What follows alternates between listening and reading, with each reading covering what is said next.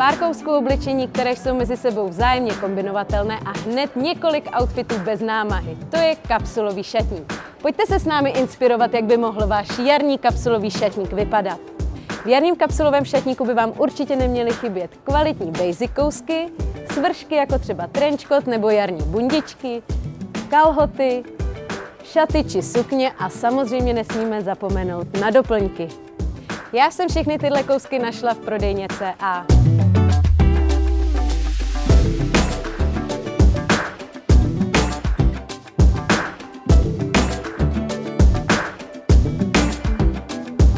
Je jen na vás, jaké střihy a barvy zvolíte. No my jsme kombinovali spíše ty jarní, jako je máslově žlutá nebo světle modrá, které jsou aktuálně velmi trendy.